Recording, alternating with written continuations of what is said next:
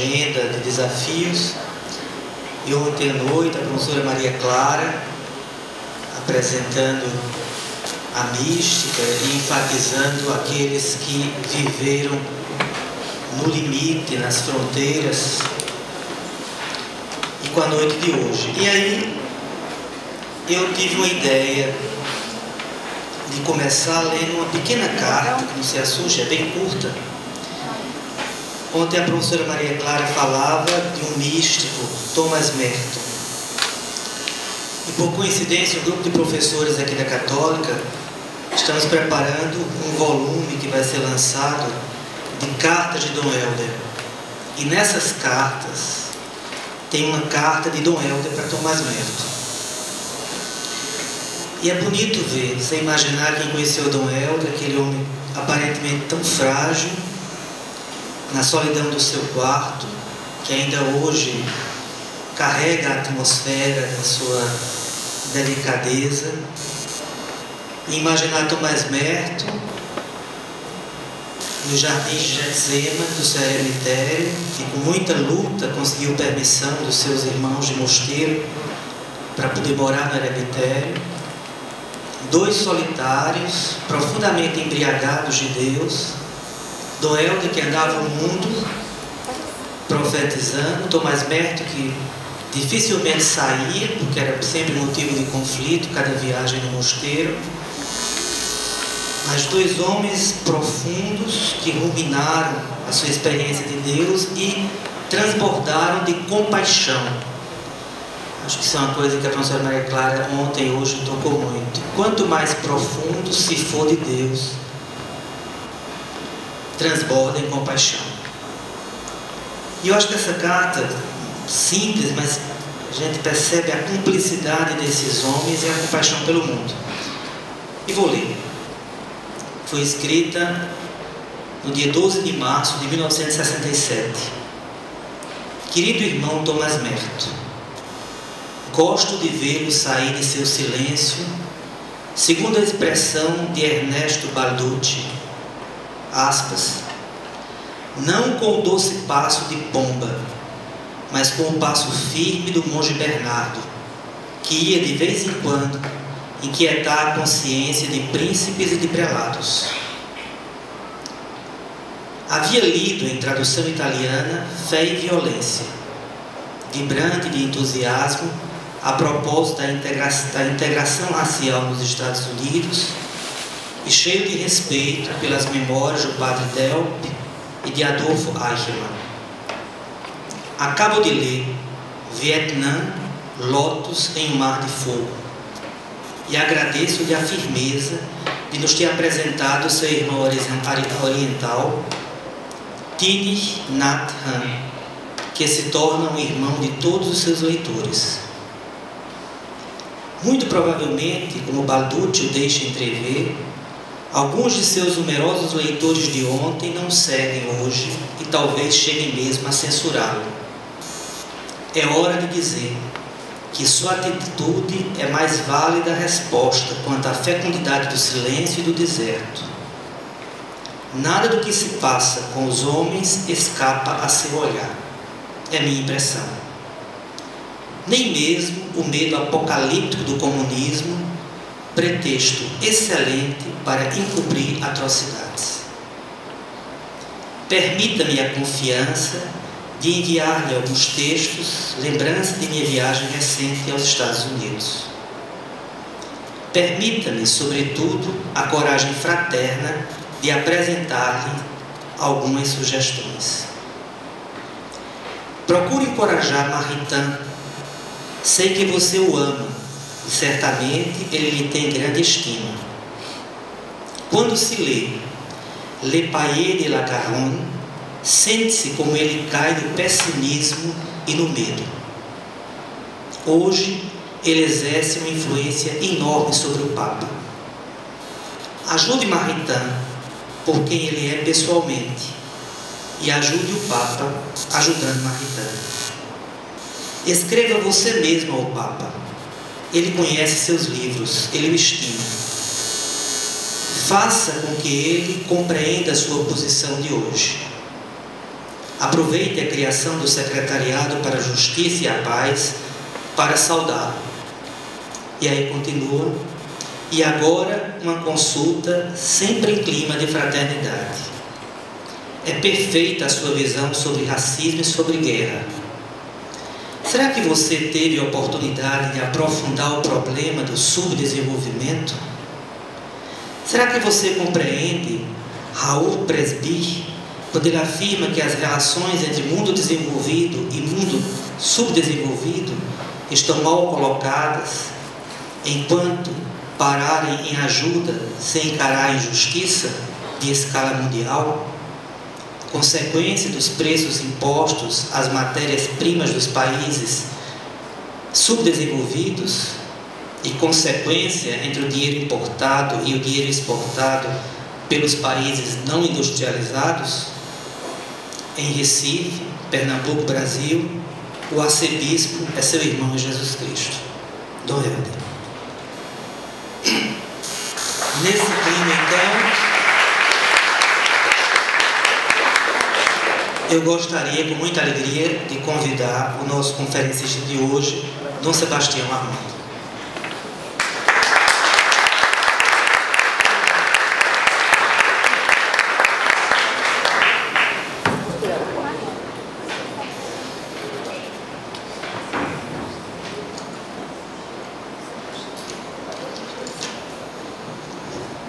Dom Sebastião é bispo da Igreja Anglicana.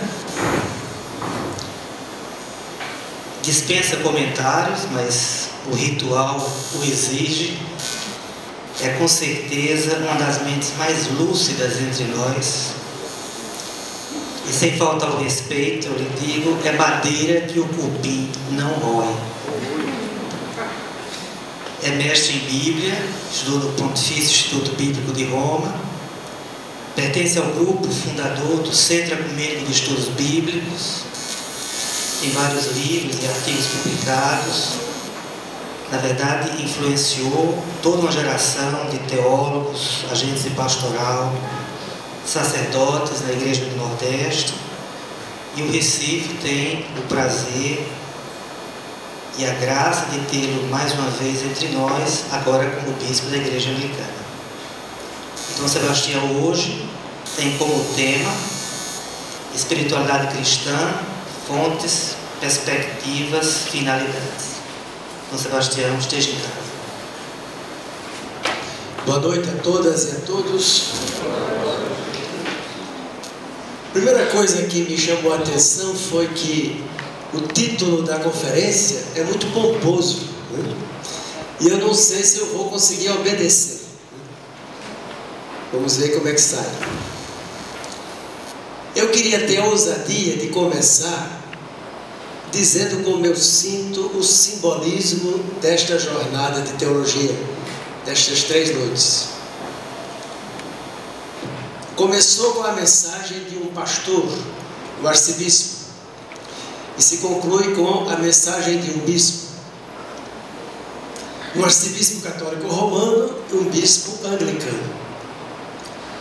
Aqui tem gente que é do professorado da universidade, tem gente do alunado da universidade, pessoas que se sentiram convidadas, pastores, ou seja, aqui tem a academia e a igreja. É significativo refletir sobre espiritualidade e sentir que ela aponta para o horizonte ecumênico e para a relação entre academia e igreja. Um outro símbolo também que me chama a atenção é nesta semana a relação entre a academia e a vida das pessoas comuns na igreja e na sociedade.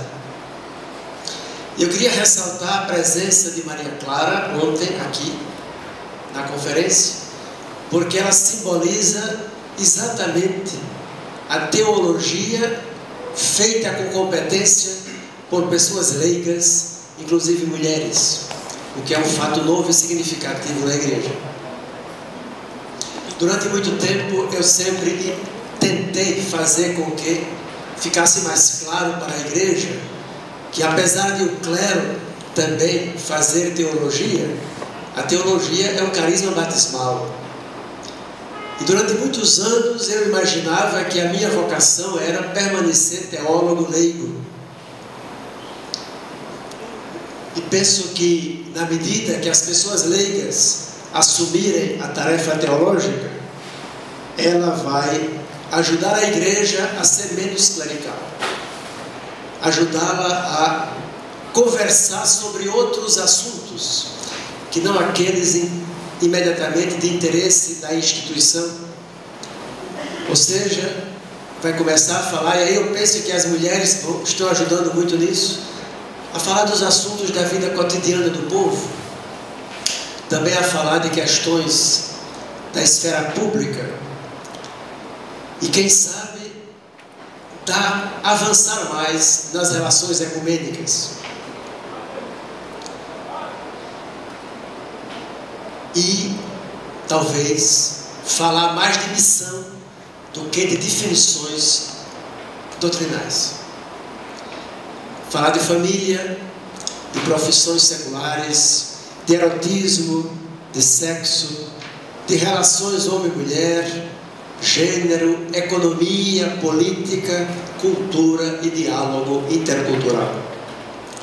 Uma teologia pública e mais leiga, quem sabe, terá mais chance de levantar uma igreja mais crítica.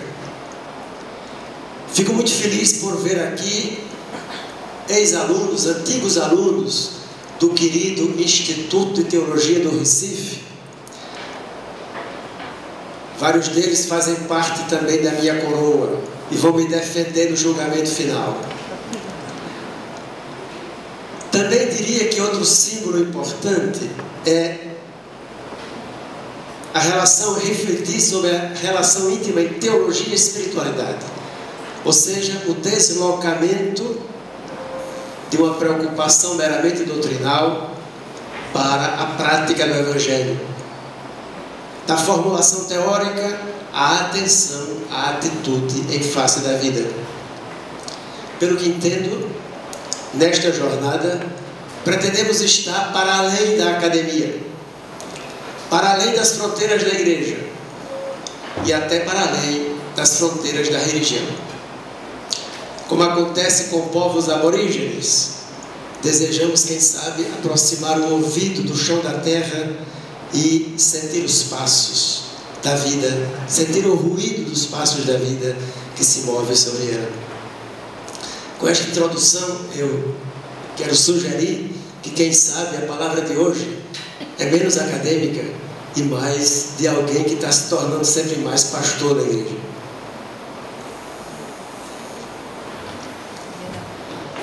Espiritualidade. Há muito tempo atrás fizemos uma vez um encontro e o primeiro ato foi uma tempestade mental para cada pessoa dizer por imagens o que pensava de espiritualidade. Em vez de dizer por discurso, provocar alguma imagem. E o conjunto das imagens revelava a percepção de que, ao falar de espiritualidade, nós estamos falando de um conhecimento. Jesus dizia que não é apenas os doutos, mas os pequenos que tiveram a revelação. Ou seja, trata-se de uma experiência acessível a qualquer pessoa. E eu me lembro aqui de um camponês de Sairé, que só tinha uma perna, trabalhava no campo e precisava de muleta para poder trabalhar na terra. E quando ele vinha para os estudos bíblicos, a caneta pesava mais do que a enxada. E um dia, na escola bíblica, ele se sai com uma pérola digna dos pais da igreja grega. Deus e sua palavra são uma só coisa. Para nos unir com Deus, temos de estudar e praticar a palavra. E aí, a gente vai se tornando divina. Ou então a velhinha, lá no mosteiro carmelita de Santos, que ia à missa, lá participar da missa com as monjas, chega no domingo da Páscoa, uma moça lhe diz: hoje a senhora deve estar muito alegre, porque estamos festejando a Páscoa. E ela então, minha filha, eu estou muito alegre, mas com uma pontinha de tristeza. E aí a moça diz, espantada, mas como a senhora, com uma ponta de tristeza na Páscoa? Ela responde, é que eu estou com uma imensa saudade dele. Ou um camponês do Cabo de Santo Agostinho, que ao recitar em grupo o Cântico de Maria, sente necessidade, ele era no movimento de evangelização, encontro de irmãos, sente necessidade de interromper e dizer, meus irmãos, parece até que foi nós que escreveu. E o operário aqui de escada, que ao ser cobrado pela mulher que exigia mais a presença dele em casa por causa da filhinha pequenina, ele disse, como é que eu posso não ir ao encontro das pessoas se todas as crianças do mundo são minhas filhas? E quantos trabalhadores e trabalhadoras, pensemos em Margarida Maria Alves, só para citar uma, tem entregado a sua vida pela causa da justiça? São pessoas que experimentam isso que chamamos de espiritualidade. Não decorre a espiritualidade necessariamente de adesão religiosa, nem mesmo adesão a alguma igreja. Não equivale a momentos de oração. Às vezes eu me espanto, estou em encontros de igreja e alguém diz assim, agora vamos ter o nosso momento de espiritualidade. Eu acho um absurdo, né? A espiritualidade é a nossa vida. Podemos ter um momento de oração para expressar e alimentar a espiritualidade, porque de repente podemos ler um poema de Manuel Bandeira que diz assim, tudo é milagre, a rosa é um milagre, o amor é um milagre, e elenca outros milagres e no fim diz, só a morte não é milagre. E ele, como era muito pessimista e achava que desde os 20 anos ia morrer, morreu com quase 100, que era tuberculoso, ele então termina dizendo, bendita a morte que é o fim de todos os milagres. Mas é um poema que revela exatamente uma visão poética e eu diria até sobrenatural da vida. Alguém que não se confessava religioso. Também a espiritualidade nem mesmo corresponde a padrões morais de comportamento, né? É o contrário, pode ser uma fonte de interpelação a certos padrões de comportamento. Nem é necessariamente cristã.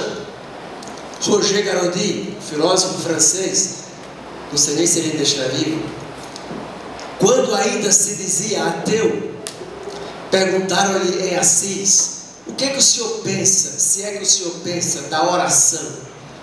E ele respondeu, não somente os crentes oram, também os ateus precisam de orar. E disseram, mas o que é oração para o senhor?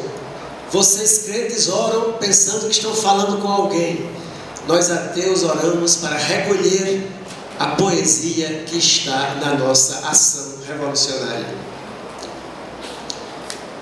Na verdade, o que chamamos de espiritualidade está numa dimensão que é o íntimo das pessoas. Santo Agostinho, no século IV, disse isso de uma maneira muito expressiva, daqueles trocadilhos que ele gostava de fazer, superior supremo meo, interior íntimo meo, que Deus é o mais alto do que tudo o que há de alto em mim, e é mais íntimo do que o meu próprio íntimo.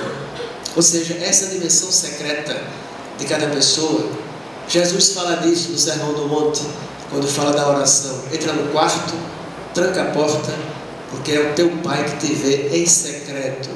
Uma das palavras antropologicamente mais profundas de Jesus, eu penso, é que Deus não se deixa profanar. Ele não aparece, Ele não mostra o seu rosto, como diz a Bíblia. Ele é a fonte secreta que brota em nós e irriga nossas relações e ações. Sem dúvida, nosso sistema religioso, o sistema de crenças, influi grandemente na nossa dimensão mais profunda, que chamamos de espiritualidade, mas não se identifica com ela. é algo ainda mais profundo do que as nossas formulações religiosas. É a experiência da transcendência ou da recusa da transcendência na experiência da liberdade humana. Ou seja, na praxis da vida na qual nós nos submetemos ao absoluto de valores e critérios que governam o nosso viver. O desafio é proporcionar às pessoas as condições para uma autêntica experiência da liberdade. Porque a liberdade é que é o lugar da experiência de Deus. A gente até muito religiosa, e isto é uma tragédia, que passam a vida inteira na religião e nunca fizeram uma experiência profunda e autêntica de ser livres. Uma vez um bispo me dizia, a gente conversando sobre situações das estruturas eclesiásticas, ele me dizia: o que é que você quer? Nós fomos educados para a sujeição e não para a liberdade. É triste escutar isso. Sem a experiência da liberdade, só podemos fazer a experiência de ídolos. A vida nos é dada e assim se faz em nós voz que nos chama a continuar a cadeia do dom. Responder à vocação ou à tarefa de viver é inserir-se na corrente do dom, pois a estrutura da vida é necessariamente coletiva, é troca de dons, mesmo que não queiramos. Não poderíamos nem aprender alguma coisa se não estivéssemos na cadeia do dom. Quem é que escreve os livros? Quem é que nos dá aula? Quem é que nos acolhe? Quem é que faz secretaria? Ou seja, a vida é uma corrente, uma cadeia de dons. E a voz interior nos chama a aceitar, inserir-nos nessa corrente do dom. Podemos abrir-nos a esse dinamismo profundo de doação ou fecharmos narcisicamente em nós mesmos. Por isso, a espiritualidade pode encaminhar-se no rumo da idolatria ou da anti-idolatria. Há dois tipos básicos de espiritualidade. A Bíblia não discute a existência de Deus, evidentemente. No mundo antigo, a cultura era religiosa e os deuses eram óbvios, mas eu suspeito que haja alguma coisa de mais profunda aí.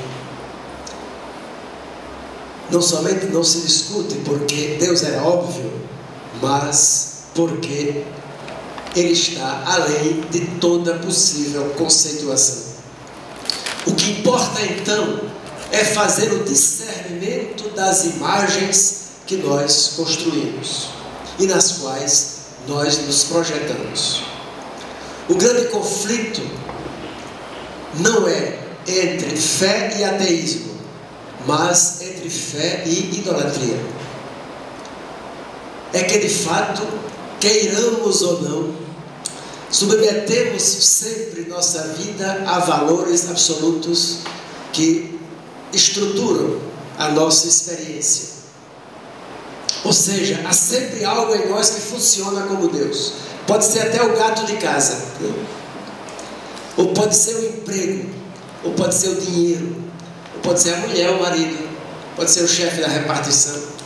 Ou seja, há sempre algum valor que organiza o conjunto da nossa experiência e a qual nos submetemos. Tem gente que mata e morre por causa do próprio carro, né? O Espírito que nos dirige tem a força de humanizar-nos ou de desumanizar-nos. Tudo depende do quadro de valores que abraçamos. Valores que nos abrem para relações humanas mais plenas, ou valores que nos fecham, que nos excluem da comunhão e da compaixão. E nos fecham, em última análise, por força da nossa pequenez, imaturidade, insegurança e medo. A arrogância, na verdade, é sempre máscara de insegurança. A Epístola aos Gálatas nos descreve os dois caminhos da espiritualidade. Os dois caminhos espirituais que temos na vida. Quando nos fala dos frutos da carne e do fruto do Espírito. Na fé explícita, nós formulamos a nossa relação com a transcendência. E, quem sabe, nos primeiros passos da nossa experiência religiosa, por força da dependência e das próprias necessidades que temos, do sentimento profundo de dependência e das necessidades concretas, a nossa primeira etapa quase vê Deus como instrumento dos nossos interesses. E é por isso que, para uma grande parte de pessoas, prevalece a oração de pedir. Os místicos nos dizem que é preciso avançar na subida, purgar-se, purificar-se, dispor-se à iluminação para finalmente atingir a via unitiva quando nos assimilamos a Deus. Ele então já não é mais instrumento para vivermos melhor, para parar de sofrer, que é uma frase muito típica de hoje. Antes de tudo, ele vai passando então de instrumento para que ele mesmo se nos manifeste como o objetivo final de tudo o que somos, fazemos e temos.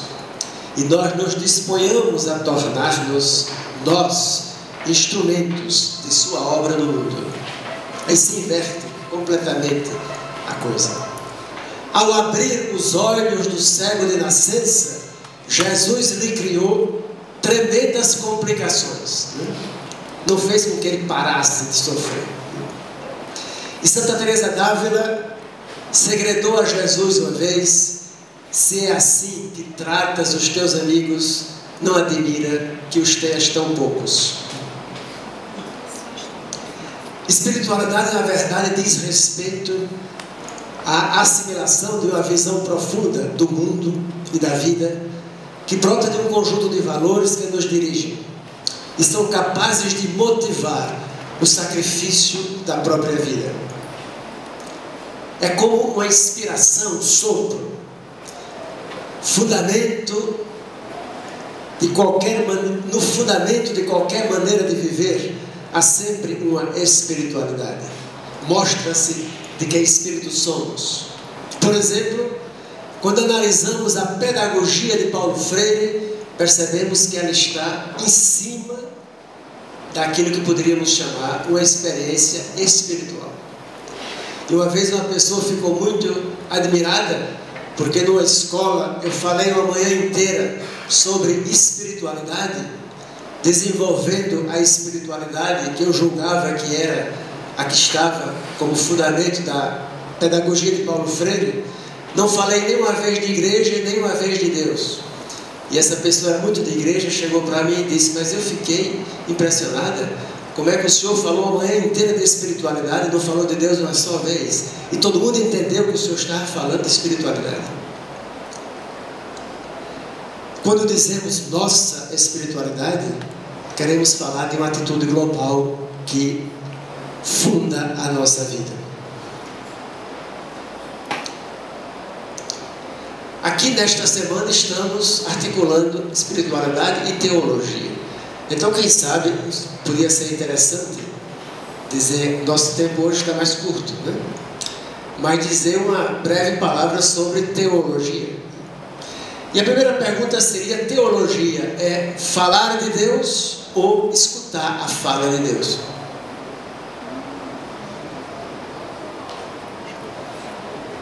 É discurso sobre Deus ou é escuta?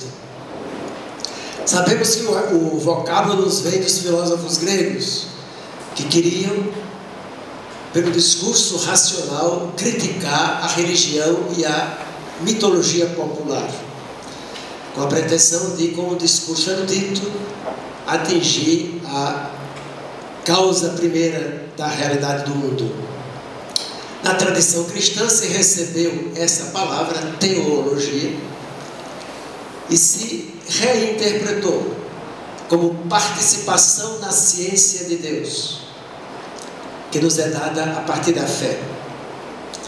E teologia foi definida como tudo aquilo que se refere ao mistério de Deus e a todas as coisas enquanto dizem relação a Deus.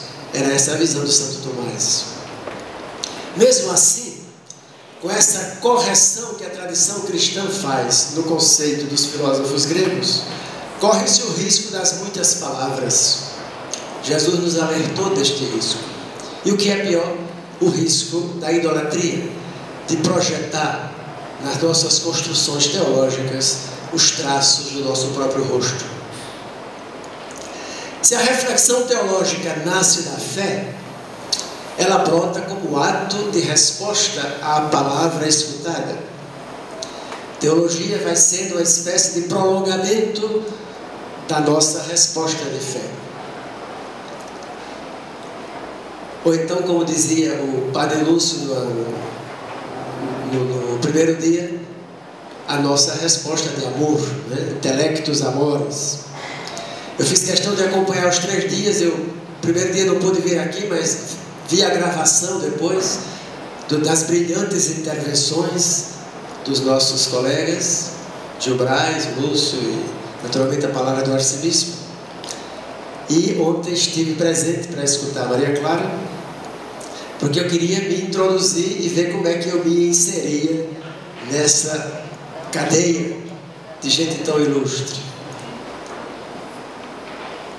Diria que a fé não é simplesmente reação posterior à revelação, supondo que a revelação fosse percebida distintamente como realmente fala de Deus. Na verdade, revelação e fé são 2 caras da mesma moeda.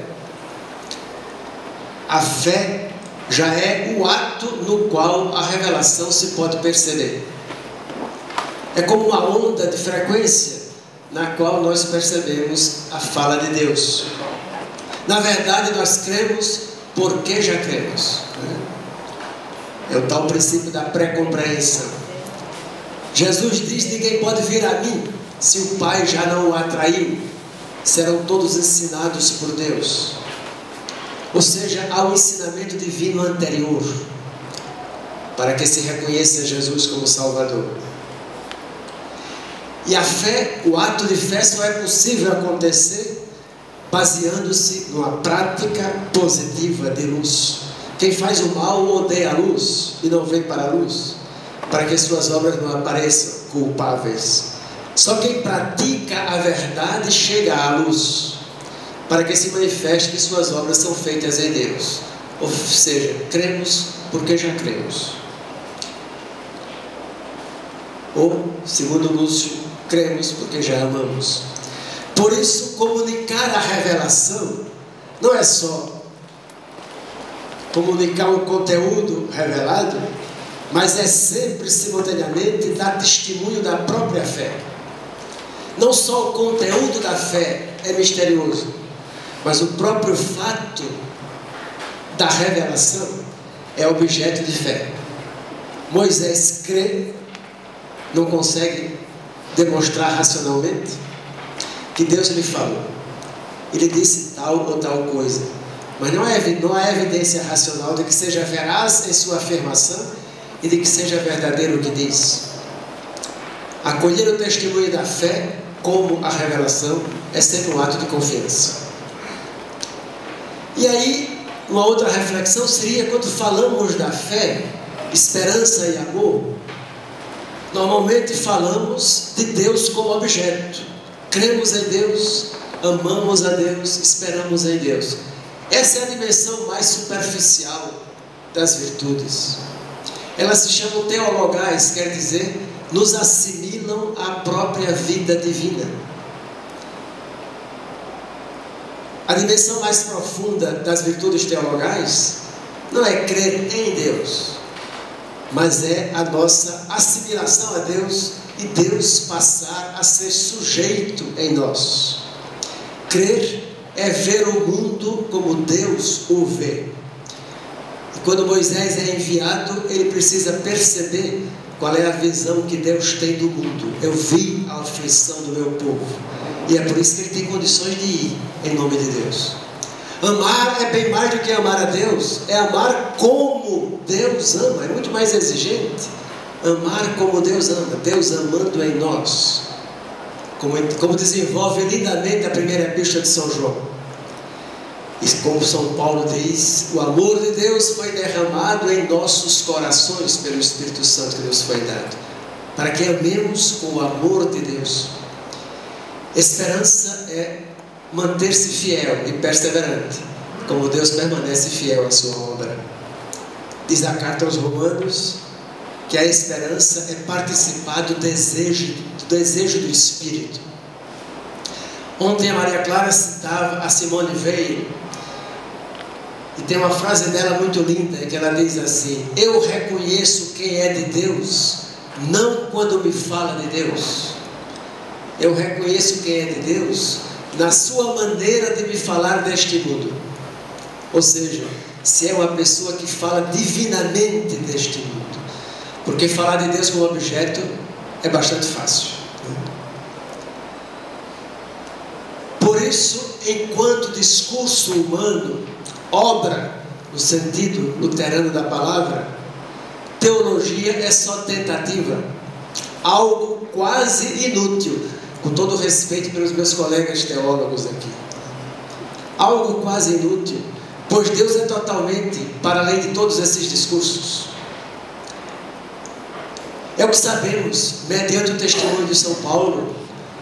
O que nós temos é um espelho confuso para ver a face de Deus, totalmente confuso. Santo Tomás de Aquino disse que queria queimar a sua obra, porque não passava de palha. Um grande teólogo anglicano do século XIX, chamado Frederico Maurício, gostava de distinguir entre evangelho e religião, e dizia que a religião é uma tentativa miserável. Carlos Barth, um dos maiores teólogos do século XX, aclamado depois do concílio, dos seus 80 anos, pela multidão dos teólogos católicos, num grande auditório em Roma, tem uma obra enorme, advertiu quem ia lê-lo, dizendo: nunca esqueçam que tudo que eu escrevi não passa apenas do esforço de um só homem tentando falar de Deus. Há todos os outros homens para fazer a mesma tentativa. A minha é só a pequena tentativa de um. Teologia, sem dúvida, pode ter grande utilidade para conforto de nós que mexemos com isso. Mas, em última análise, utilidade apenas de processo propedêutico, que conduza ao silêncio da mística e do testemunho. Maria Clara ontem falou muito da mística. Deus não se deixa conter no discurso teológico, nem mesmo quando se trata do discurso oficial da igreja, que é sempre necessariamente simbólico de nossas buscas e por isso contaminado de idolatria de nosso próprio rosto. Mas é importante exercitar com seriedade esse discurso. É por isso que a gente faz, inclusive na academia, na faculdade, para chegar a experimentar com profundidade essa decepção com as obras humanas. É preciso estudar seriamente teologia para perceber a sua inutilidade. Fica claro, sempre mais, que a teologia é o momento segundo da praxis da fé. A compreensão, o intellectus fide, intellectus amores. Porque a teologia surge da participação na missão de Deus. Sentir-se comprometido com a obra de transformação que Deus está buscando operar neste mundo. A teologia surge da participação na comunhão da comunidade de fé. E a teologia surge do espanto de olhar para mim e dizer: puxa, mas é possível que eu tenha conseguido ir além de mim mesmo? Só pela graça. Essas três experiências básicas é que levantam as perguntas por Jesus, por Deus, pelo significado da igreja, etc. Ou seja, entramos no Dabar de Deus. Dabar é a palavra hebraica para dizer palavra na Bíblia. E frequentemente traduzimos simplesmente por palavra logos, né? E aí o perigo é discurso. E na verdade não. Quem traduziu melhor essa palavra Dabar foi Carlos Marx. Naturalmente, talvez porque era hebreu. Com a palavra praxis. Ou seja, Deus não apenas discursa, Ele diz uma palavra que se cumpre, que se faz evento na realidade. A criação é isso. São João diz de um jeito muito interessante, fazer a verdade. Nenhum filósofo grego ia dizer isso. Ia dizer pensar a verdade. E o apóstolo João diz, é preciso fazer a verdade. E o apóstolo Paulo vai dizer, aprisionaram a palavra, a fé, né? Aprisionaram. Então, melhor, a verdade se tornou prisioneira da injustiça, na carta aos Romanos. Qualquer filósofo grego ia dizer, a verdade ficou prisioneira do erro. E o apóstolo Paulo vai dizer, ficou prisioneira de uma prática injusta.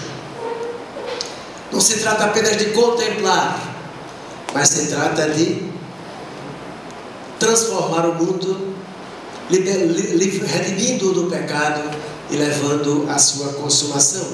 Porque o mundo não é tão cosmos como os gregos pensavam, tão harmonioso. Ele está marcado pelo pecado.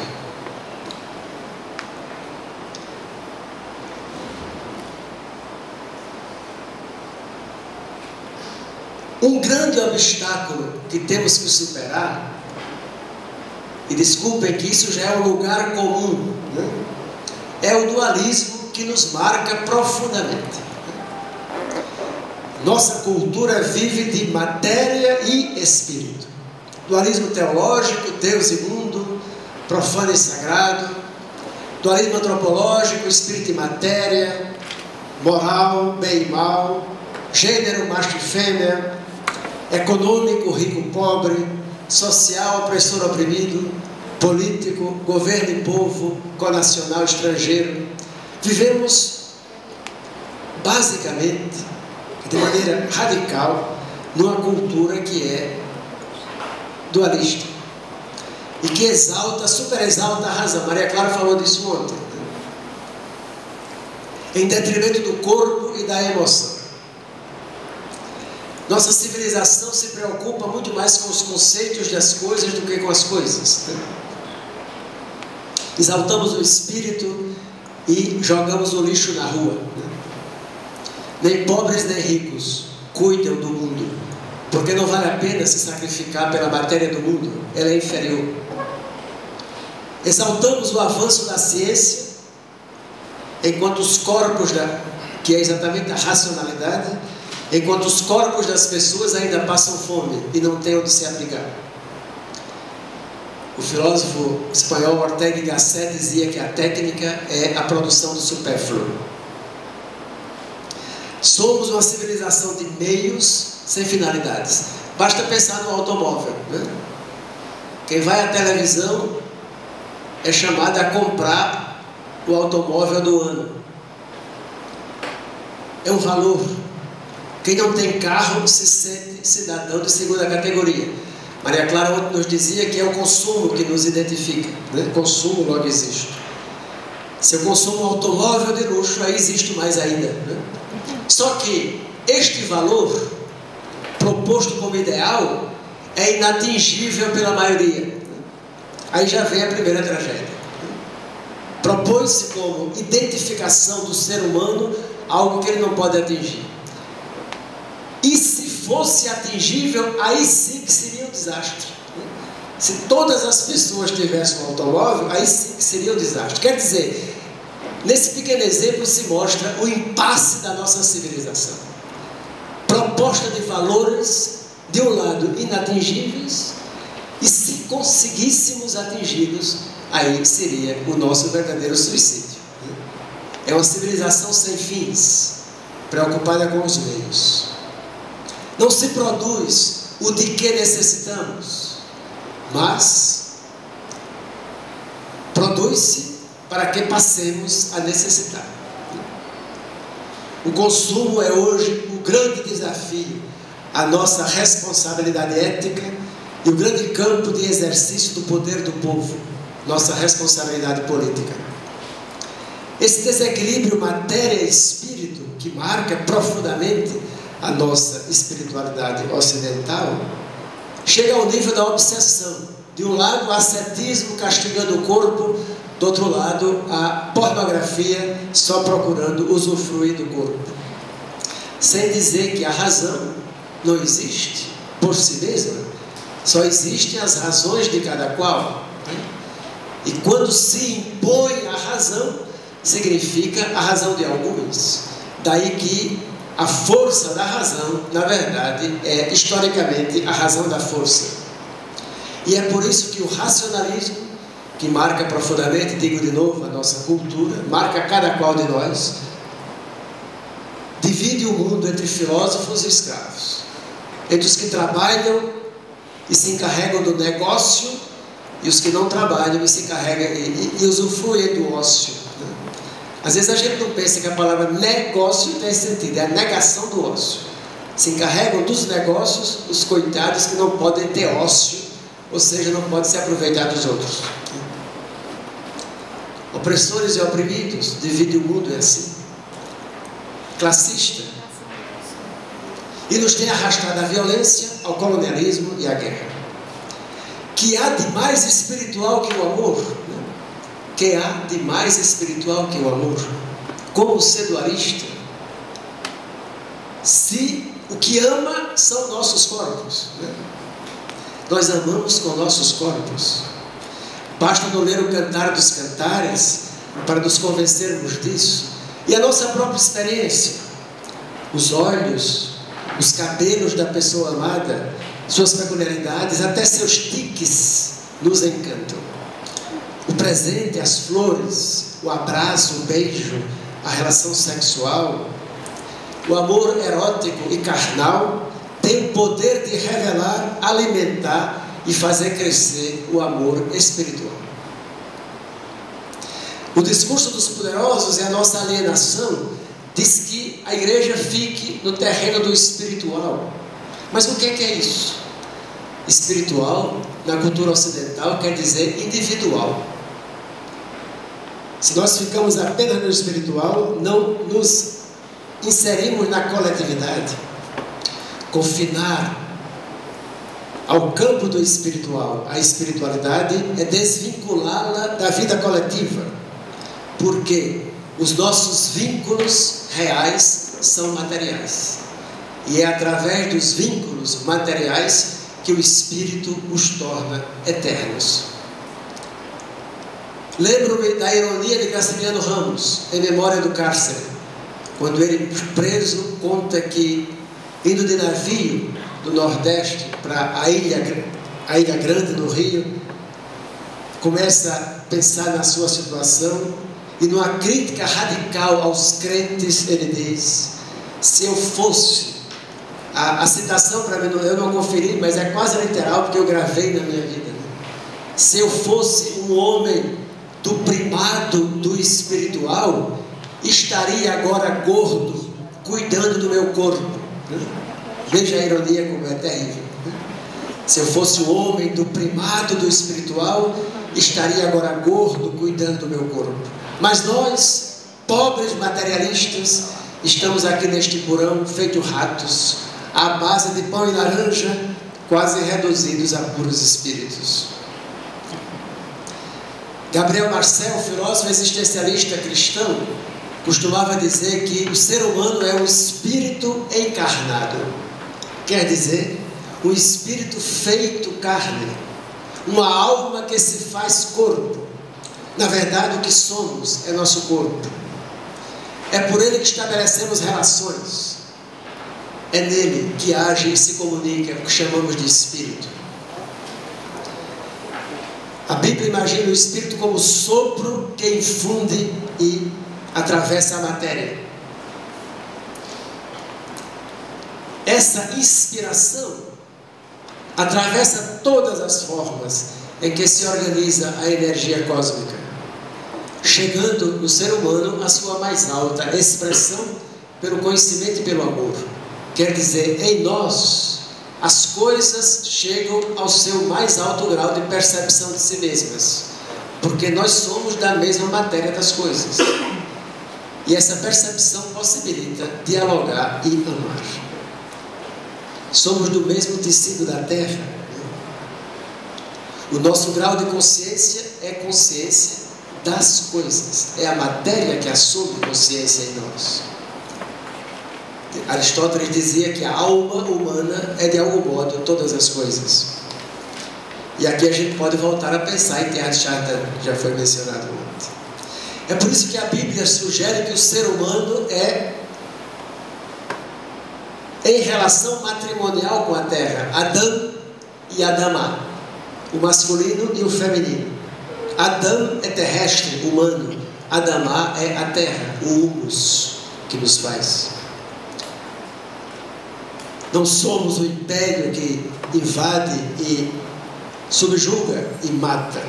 Temos que ser o jardineiro que cuida da carne, das coisas, como cuida de sua própria carne. A questão de fundo na espiritualidade, se nós conseguirmos superar o dualismo,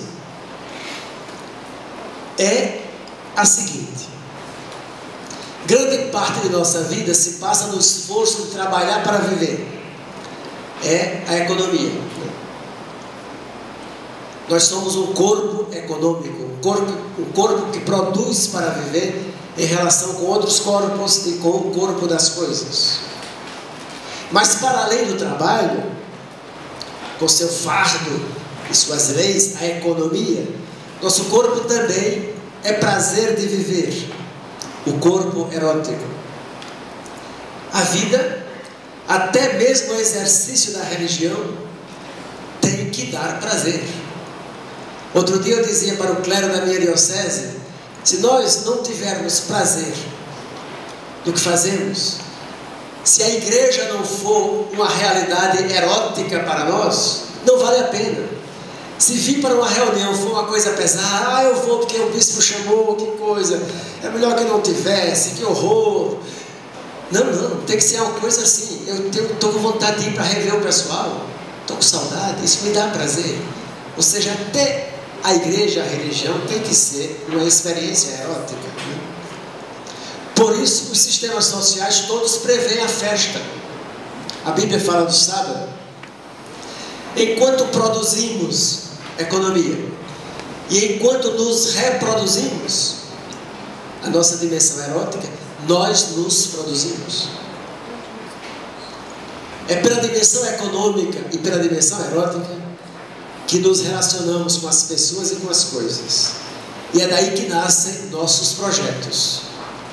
Se o mundo é bonito, deve ser mais belo ainda. Isso é a estética. Mas se pode ser mais bonito, deve ser mais bonito. Isso é a ética. E se deve ser, tem que ser. Isso é a política. Por isso a questão de fundo da espiritualidade é a mesma questão central da vida humana. Sentimos claramente isto quando fazemos exame de consciência antes de dormir. Ao avaliar os comportamentos cotidianos, o que estamos a fazer é avaliar nossas relações com as coisas e as pessoas. É isso o conteúdo do nosso exame de consciência. Porque será que Jesus, indo para Jerusalém, só falou de poder e dinheiro, né? Poder e riqueza? É porque aí está o nosso eixo e, consequentemente, o nosso problema. Aristóteles diz que a alma é de algum modo todas as coisas, pelo pensamento. Mas nós não queremos apenas apreender o mundo pelo pensamento. Nós queremos ter o mundo conosco. Nós desejamos ser tudo e ter tudo. Queremos identificar-nos com o todo da vida. E aí é a nossa experiência elementar de poder, porque nós julgamos que podemos. Só que daqui a pouco vem a experiência contraditória e diz: você não pode tudo. Porque há outros centros de poder que desejam a mesma coisa. E as coisas não se adaptam a tudo que você deseja. E aí vem a experiência do limite. E nós nos encontramos nessa dualidade. De um lado podemos, do outro lado não podemos. E aí, como resolvemos? Ou partimos para a idolatria e nos apropriamos das pessoas e das coisas, porque nós somos deuses, ou aceitamos a proposta de Jesus, nos servir uns aos outros, exercer o nosso poder como troca de dons, como troca de serviços, e partilhamos os dons da vida. Essas são as alternativas. Do contrário, se insistimos em ser tudo, vamos fazer como analisa aquele antropólogo francês René Girard. Nós queremos ser como os outros. Para ser como os outros, temos que estar no lugar dos outros. Para estar no lugar dos outros, temos que matar os outros, para ficarmos nós. A espiritualidade de Jesus é a proposta do serviço e da partilha, não como renúncia ao poder. Isso é cavilação. Às vezes diz assim: não, os cristãos, nós vamos trabalhar, mas nós não queremos o poder. Isso é cavilação. Nós queremos o poder, sim. Só quem não quer poder é quem já morreu. Só o cadáver não pode. Nós podemos. Imagina o poder que eu tenho aqui hoje de noite falando para vocês, né? O poder de comer, poder de falar, poder de decidir. Ou seja, nós somos, não apenas temos, nós somos poder. Mas o exercício deste poder, que humaniza, é aquele que se faz pelo serviço e pela partilha. Do contrário, nós nos mordemos, como diz o apóstolo Paulo. Ou seja, os dois campos mais materiais da existência humana são justamente os dois campos do nosso corpo, erótico e econômico. E são os dois campos da nossa espiritualidade. Ter prazer e poder, ou seja, economia, erótica e política, são o objeto central da espiritualidade. Uma vez eu fazia uma conferência sobre a experiência de Deus, numa faculdade de serviço social lá em Pelotas, quando eu fui bispo lá, e comecei espantando o pessoal, porque comecei com uma crítica muito forte da história da igreja, para ajudá-los a perceber que a trajetória da igreja não se identifica com a trajetória de Deus. A experiência de Deus está para além disso. Não podemos nos frear em relação a Deus por causa dos pecados da igreja. E em certa altura da conferência eu perguntei: me diga uma coisa, o que é mais espiritual na vida humana? Evidentemente não tiveram a ousadia de responder, e então eu respondi: sexo e dinheiro. Quer dizer, a nossa dimensão erótica e a nossa dimensão de posse das coisas, isso é que é o objeto da nossa espiritualidade. Na nossa caminhada espiritual temos que trabalhar sobre isso. Amadurecer para não ter medo de partilhar. Amadurecer para não ter medo de servir. Esse é o rumo da espiritualidade. Quando perguntam a João Batista como se converter a Deus, ele diz: quem tem 2 túnicas, distribua. Quem tem o que comer, distribua. É a posse, a reavaliação da posse. E não façam extorsão, não denuncie ninguém falsamente para aumentar o soldo de vocês. É o poder, né? A reavaliação do poder. Ou seja, quando se pergunta a João Batista como voltar espiritualmente a Deus, ele diz: é nosso corpo que tem que voltar a Deus. A comida, a roupa e o poder sobre os outros. Ou seja, é nosso corpo que tem que voltar a Deus. Como diz a carta aos Romanos: oferecer a Deus vosso corpo em sacrifício vivo. Quando Ernesto Cardenal vai à trapa do Getsemane para ficar noviço, sob a orientação de Thomas Merton, ele responde o seguinte: ele chega na trapa, Thomas Merton recebe e diz assim: nunca esqueça que você veio para aqui não para fugir do mundo. Você veio para o mosteiro para fugir do capitalismo, né? E se preparar para anunciar que outra figura do mundo é possível. Acho que aí tem que parar. Eu teria ainda algumas referências bíblicas básicas, a começar da Trindade, etc., mas isso não é essencial, porque todo mundo já sabe disso e já vive isso. E teria também a indicação de algumas perspectivas, mas também não é mais necessário. Diria que a gente tem que ajudar o povo a superar o dualismo, a amadurecer na participação e no exercício da liberdade, encantar-se pelos valores do reino, justiça, dignidade, solidariedade, paz, o shalom da Bíblia, aguçar em nós e nos outros o senso de responsabilidade ética, particularmente no campo do consumo, que é onde o povo ainda pode ter poder, porque quem compra somos nós, quem produz não somos nós, mas quem compra somos nós. Promover cada vez mais uma atitude inclusiva e ecumênica, dirigir a atenção das pessoas na direção dos empobrecidos e ajudar as pessoas a discernir entre prática idolátrica e prática fiel, para que a gente vá se tornando sensível ao que é fundamental na vida e possa distinguir o que é secundário do que é principal, o que é necessário e o que é supérfluo. Isso é uma questão de maturidade espiritual. Cada vez mais o nosso cotidiano exige um alerta constante, tanto espiritual como ético. Deste modo, pode haver, quem sabe, a chance de viver com mais facilidade a experiência da transcendência e passar da necessidade à liberdade, do sentimento de dominação à apropriação ao serviço.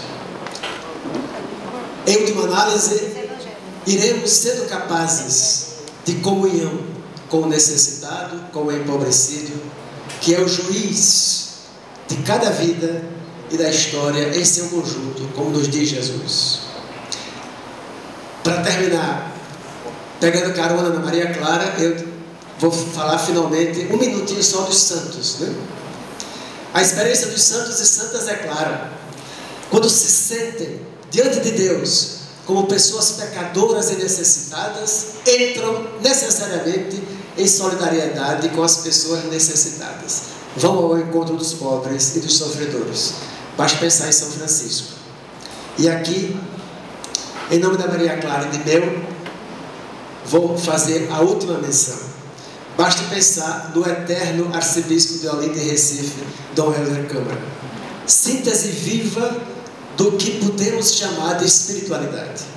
Quem o conheceu ou ao menos tem lido as suas cartas conciliares, pode testemunhar 4 coisas: atitude contemplativa permanente, o sobrenatural plena e constantemente intranatural, o céu na terra.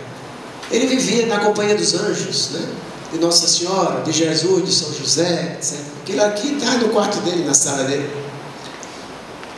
Segunda coisa, que ele sintetiza muito bem com isso: admirável disciplina de estudo desde a juventude, leitura, análise, reflexão constante. Terceiro, atividade febril em favor das pessoas. Quando a gente vê a agenda dele do dia, é espantosa, em favor das pessoas, do povo e do futuro do mundo. E finalmente, amor profundo pelas pessoas, sobretudo pobres e excluídas, que para ele eram verdadeiramente o sacramento de Jesus, o Filho de Deus. Dom Helder é uma síntese viva de mística e profecia. Dizia ele: durante o dia eu me espalho em pedaços, na vigília da madrugada eu os reúno em Deus. Que sejam modelos para nós, mais que doutores, Deus nos quer seguidores.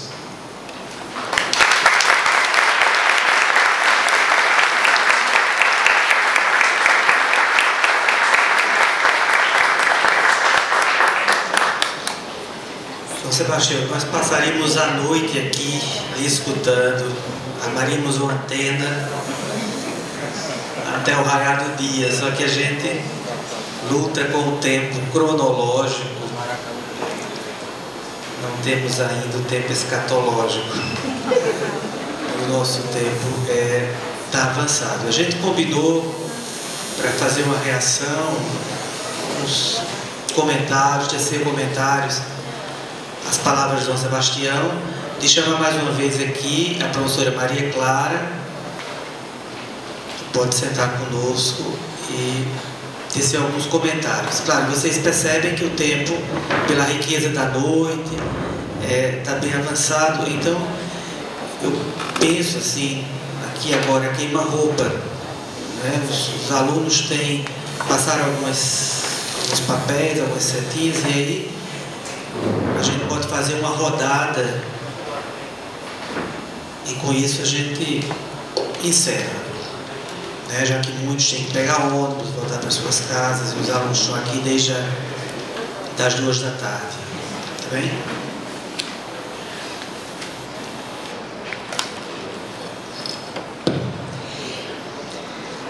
Bom, na verdade, teria tanta coisa para dizer, né?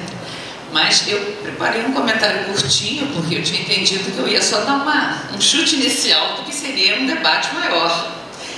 Então, vou manter isso para dar chance de ter uma rodada, porque eu acho que tem muita gente aí querendo, né, dialogar com ele. Queria agradecer primeiro essa fala tão bonita, tão aterrissada e tão espiritual, né?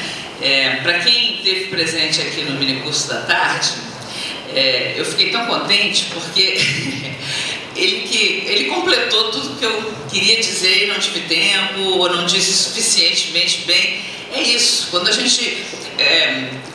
eu tentava fazer a diferença entre o alumbrado e o místico, né? Então, aquilo de que o alumbrado era aquele que vivia na nostalgia de uma espiritualidade fusional, né, de voltar ao útero, e o místico é aquele que tinha consciência da alteridade, por isso vivia uma relação, né? Eu acho que a fala de Dom Sebastião mostrou exatamente isso, né? O espírito nos faz aterrissar, o espírito nos leva para baixo, para o chão da história, né? E não nos tira do chão da história. Então, tem vários aspectos da sua fala que eu achei lindos, excelentes. Talvez o que mais tenha me chamado a atenção é como o senhor tratou de uma maneira feliz e bela a relação entre espiritualidade e corporeidade. Mais que relação, quer dizer, a união, a inseparabilidade, né, entre espiritualidade e corporeidade. Portanto, entre mística e erótica. Eu acho que nós temos no Brasil uma poetisa que trata disso o tempo todo na sua poesia, que é a Adélia Prado. Eu gosto dela, já mencionei ela várias vezes aqui esses dias, né? A Adélia Prado tem um poema que eu gosto muito, onde ela diz: é inútil o batismo para o corpo não tem desvãos, só inocência e beleza. A alma sim, batizai, crismai, escrevei para ela a imitação de Cristo, mas o corpo não, né? É tão belo e tão inocente que Deus nos imita e quer casar com sua igreja, né? E diz que os peitos de sua amada são como as patas da gazela, não sei o quê. É lindíssimo o poema, né? Então me impressionou muito, né? E no final ela termina dizendo: erótica deve ser a alma, algo assim. Então me impressionou muito quando o senhor disse que a nossa eclesialidade, o nosso sentimento de pertença eclesial tem que ter algo de erótico, senão ninguém aguenta, porque é muito chato, né? Quer dizer, se for esse tédio que a gente vai às reuniões da igreja, à liturgia, porque é obrigado, porque tem que ir, porque o bispo mandou, aquilo não vai para frente, né? Porque não tem criatividade, não tem sopro. O espírito é sopro, nos faz respirar. E como os pulmões vão ficar cheios do ar que nos dá vida se não tiver paixão, se não tiver erótica no meio da coisa, né? E aí eu acho que a gente toca um ponto muito importante da espiritualidade, né? que infelizmente tem a ver com as notícias que tem povoado a grande imprensa nos últimos tempos com relação à igreja. O contrário da erótica não é, como muita gente poderia pensar, a ascese. Não, erótica, então tem que ter a sua contrapartida numa ascese que nos livre do eros que nos leva ao pecado. Não, o contrário da erótica é a pornografia, infelizmente, né? O eros é sadio, o impulso erótico nos faz mais humanos, né? Se é bem administrado, e é um caminho que nos leva à ágape, justamente, né? O contrário do eros não é a ágape, ou a ágape não é contrária ao eros, né? Então tem que ter eros, tem que ter paixão nas coisas de Deus, né? E a gente não tem que ter vergonha da nossa corporeidade, da nossa capacidade de se apaixonar.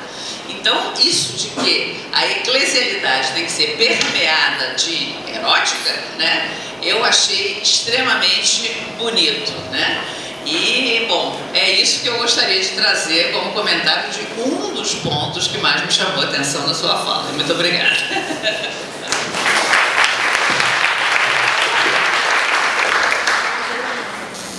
Poderíamos, então, completar com a rodada de perguntas.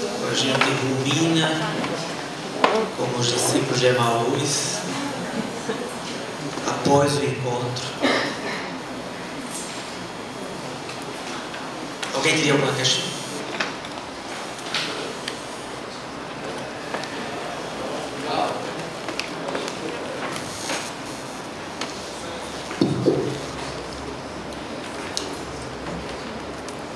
Boa noite a todos, palestrante também. Eu sou sergipano, aracajuano e também sou pastor presbiteriano. E dentro do meu contexto, da minha vivência ministerial, eu tenho percebido que as pessoas fazem uma distinção entre as coisas de Deus e as coisas do mundo. E quando nós lemos, por exemplo, o salmista, no Salmo 24, ele fala assim: do Senhor é a terra e a sua plenitude, o mundo e os que nele habitam. Eu gostaria de saber se o senhor tem alguma coisa a tratar sobre essa questão, dessa dicotomia em relação à vida, né? As coisas de Deus e coisas do mundo, como se as coisas do cotidiano não tivessem uma relação com Deus.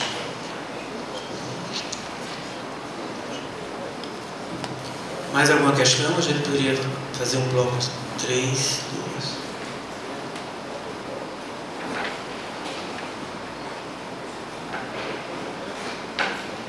Tem um lá atrás.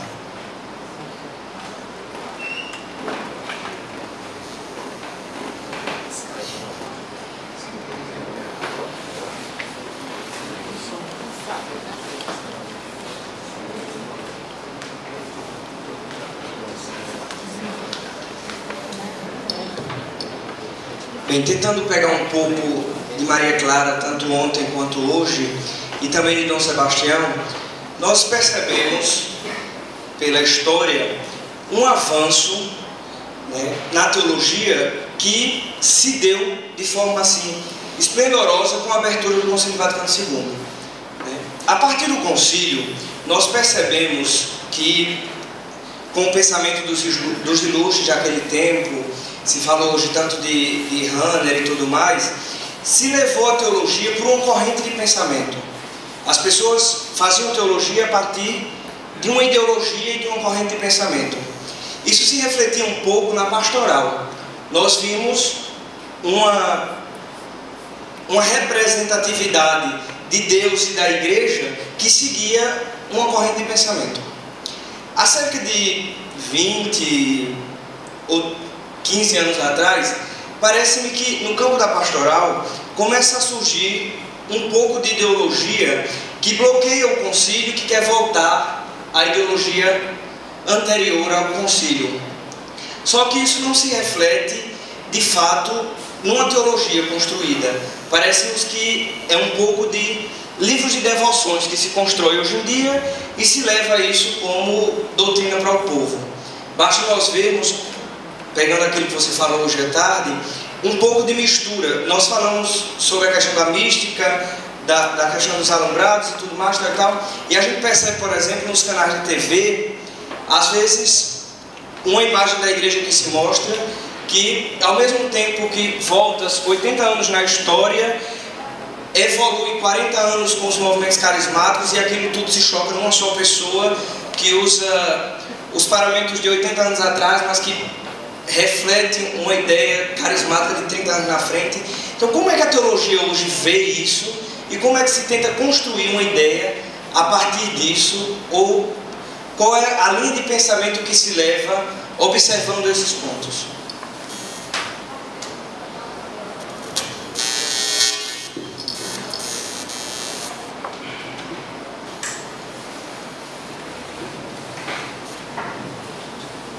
Eu tenho a impressão de que a gente devia, a partir do que ele disse, lembrar de uma coisa que uma vez eu escutei de Juan Luis II, um teólogo uruguaio, infelizmente já morto, mas um homem muito lúcido. Ele uma vez falando num seminário de estudo, ele disse assim: nós precisamos ter um esquema hermenêutico para interpretar o concílio, assim como temos para a Bíblia. A Bíblia a gente acha que tem que fazer exegese, do concílio a gente acha que não, tem que tomar tudo em bloco. Então, e aí dizia ele, quando se faz um concílio, estou partindo disso porque ele partiu do Concílio Vaticano II, ele vai refletir o grande consenso da igreja, de modo que o concílio é sempre um texto de compromisso, né? Porque tem que acomodar todas as correntes e expressar o consenso da igreja.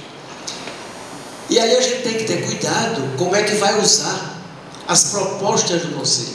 Por quê? Lá tem muita coisa que se diz daquilo que sempre se dizia, né?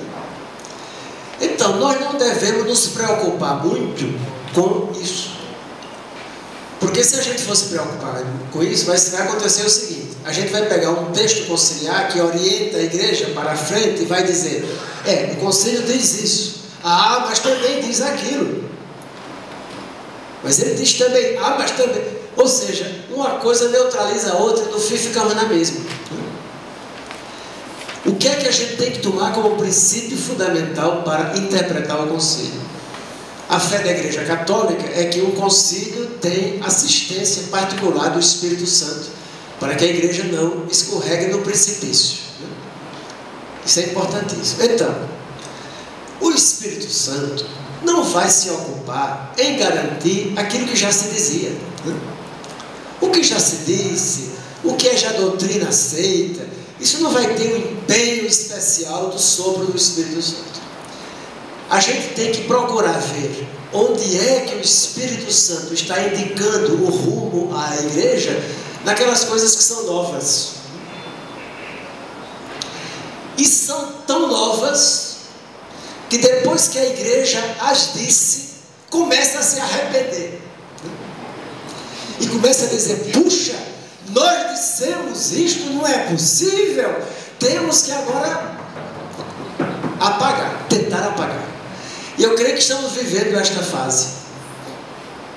Evidentemente, hoje eu não sou mais católico romano, mas afinal eu continuo achando que sou católico, né?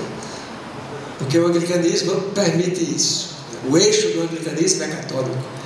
Então, uma vez eu dizia para uma freira amiga minha, a irmã Visitácio, que muita gente conhece, ela se abraçou comigo depois que eu fiz a adesão à igreja anglicana e disse, Sebastião, eu entendo você, mas eu fiquei um pouquinho triste. Disse, por que, Visitácio? Porque você deixou a igreja. Eu disse, Visitácio, como é que se pode deixar a igreja que só tem uma? Se só tem uma cabeça, só pode ter um corpo, senão seria uma coisa monstruosa. Agora, é claro, tem membro mais desconjuntado, tem membro, aí tudo bem, tem os que estão enfermos, outros mais sadios, ou seja, isso é um problema do conjunto dos membros, mas o corpo é um só, é o corpo de Cristo. Diga, vamos fazer o seguinte, para você entender o que aconteceu comigo, já que você é freira, você pense assim, eu me transferi de congregação religiosa. Imagine que eu era, digamos assim, jesuíta. Agora eu sou franciscano. Pronto, só isso. Só isso que aconteceu. Eu continuo na fé católica, não se preocupe. Então, a partir disso, eu me sinto à vontade para dizer o que vou dizer agora. Ou seja, o que vocês já disseram e dizem com mais radicalidade do que eu, porque eu tenho que ter mais delicadeza. Nós estamos nesta fase. Desde o papado anterior, nós estamos nesta fase de uma igreja que diz não era bem assim que a gente queria ter dito. E então vamos tentar, né? Tentar apagar o que se possa. Se diz com palavras, com concílio, foi isso, mas na prática vai se apagando aquele rumo que o concílio imprimiu à igreja. E aí vem uma coisa que Dom Helder queria e que Paulo VI não teve coragem de fazer. Isso aparece nas cartas. A sugestão ao Papa de criar um Senado que fosse o que ia governar a igreja com o Papa depois do concílio, e a Cúria Romana ia ficar órgão executivo deste Senado com o Papa. E aí, infelizmente, o Papa Paulo VI teve medo, né? E aí não fez. E entregou a execução do concílio aos inimigos do concílio, que era a Cúria Romana, né? E aí nós temos esses anos todos nesse dilema, nesse conflito e nessa dificuldade. Porque a volta à grande disciplina, porque nenhuma instituição quer morrer. Ou seja, mesmo que a gente diga em certas situações há uns estertores, mas é a reação, né? Evidentemente está reagindo para poder sobreviver ao rumo que o concílio imprimiu à igreja. Então acho que é essa a situação que temos vivido, né? E que é muito triste, porque num país como o Brasil, em que a Igreja Católica Romana tem a hegemonia, os passos da Igreja Católica Romana repercutem em todo o cristianismo do país. E aí, de repente, nós tivemos uma experiência acumulada na Igreja Católica formidável, né? Da CNBB, a herança da ação católica, as comunidades de base, a igreja próxima do povo, os bispos como tribunos do povo, as preocupações da igreja com a missão para fora, não com seus negócios interiores, sem desprezá-los, mas não pondo neles toda a sua afeição, né? Ou seja, depois de 30 anos praticamente dessa experiência, estou pensando no episcopado de Dom Helder aqui, por exemplo, a coisa se torna de tal modo que o que aconteceu aqui foi a tentativa de desautorizar e desmoralizar o ministério de Dom Helder, fazendo exatamente tudo ao contrário. Quer dizer, mas é porque as pessoas têm má vontade? Não, é porque a montanha é muito grande. Vocês imaginem que desde o século IV a igreja está aliada aos poderosos. Não é com o Concílio Vaticano que isso vai cair, não. Temos muito tempo pela frente. Temos gerações pela frente. A gente é impaciente porque quer ver na nossa geração. Mas temos de compreender que a realidade tem um núcleo duro. O passado é a realidade. Os macrobióticos dizem que a realidade é o passado. O nosso passado é o que nos constitui. É o nosso sólido, né? O presente é o líquido. Está escoando, está correndo. E o futuro são os sonhos, é o gasoso, né? Os 3 estados. Então o nosso sólido é o passado. E esse passado, por exemplo, vem desde o século IV, quando a igreja já não diz mais nós os pobres, mas agora está com os príncipes. Ora, são muitos séculos, né? Desde o século IV. Desde o século XI se cristalizou um processo bem mais antigo e que já está lá no século IV, que foi o clericalismo, a ponto de um Papa poder dizer a igreja achando que era ele. Sancta Ecclesia, não pense o imperador que a Santa Igreja é serva, mas é senhora e mestra. Mas era ele.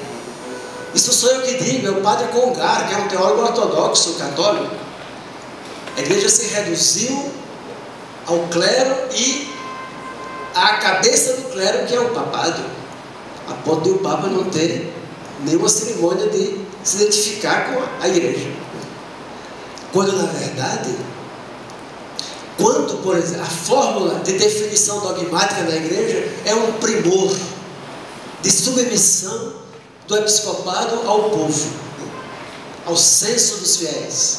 Nós solenemente proclamamos, em obediência à fé da igreja, solenemente proclamamos que a igreja tem acreditado desta maneira. Isto eu acho um primor de confissão pública de que o magistério da igreja presta obediência ao sensus fidelio, ao consenso do povo. Isso é radicalmente católico. Ora, mas essa situação foi mudando a ponto de que se cristalizou no século XI. E aí como é que a gente vai derrubar isso com um concílio? Tem muito tempo pela frente ainda. Eu penso sempre no Padre Comblan, né? Que quando faz uma conferência é uma verdadeira tempestade apocalíptica, né? Quando termina a conferência do Comblan, todo mundo está no chão. E aí a pergunta do pessoal é sempre: e agora, Padre Comblan, o que fazer diante disso? E ele sempre diz, aquele jeitinho dele: continuar. Continuar, nem que seja nas catacumbas. Continuar. Porque esta coisa que está aí não é eterna. É isso, temos que continuar. Continuar. E eu diria numa coisa que eu ia insistir no final: temos que ajudar muito o povo, e aí falo também para o pastor, temos que ajudar muito o povo, e a partir de nós, superar realmente o dualismo. Isso que Maria Clara ressaltou da minha fala, eu acho que é muito importante, ou seja, temos que chegar a perceber que o nosso espírito não é um pedaço de nós, não é outra parte de nós. O nosso espírito é o sopro espalhado no nosso corpo, porque o que nós somos é o nosso corpo. Enquanto não chegarmos a isso, vamos sempre ficar nessa história, Deus lá e nós cá, as coisas de Deus, as coisas do mundo. É o dualismo que é radical. Na fala eu coloquei isso. E temos que ajudar, nós fazemos um esforço para isso, e ajudar o povo a amadurecer para superar essa experiência dualista da vida, religião e fé. Foi um Papa que disse que a política é a expressão suprema da caridade, da virtude teologal da caridade. Um Papa que disse isso. Quer dizer, e a gente ainda hoje está se debatendo se pode fazer política, se não pode, não sei o quê. Uma vez uma mulher estava varrendo o chão da faculdade de teologia lá de Porto Alegre, da PUC, e ela comentou o seguinte: estava ouvindo rádio enquanto varria, e disse: escutei um comentário que o Papa falou muito, era Paulo VI ainda, falou muito que os padres estão muito metidos com as coisas materiais e que precisam se dedicar mais às coisas espirituais, as coisas pastorais. É isso mesmo, o Papa tem razão. Tem muito padre aí construindo igreja, construindo salão, preocupado com o dinheiro da paróquia. Isso são as coisas materiais. Os padres têm que se preocupar com as pessoas. Isso são as coisas espirituais que o Papa está dizendo que é preciso cuidar. Ela fez uma reinterpretação formidável daquela coisa que o Papa disse na audiência de quarta-feira. Ou seja, nós estamos num tempo de muitos embates para poder tirar um pouquinho desse pedregulho que se acumulou a partir da história. Sem lembrar que a visão apocalíptica já começa no Novo Testamento. Venham todos para se salvar desta geração perversa e entrem aqui neste lugar, nesta arca. Quer dizer, a apocalíptica já está contaminando o Novo Testamento, no sentido de dizer, temos que ser arrebatados deste mundo.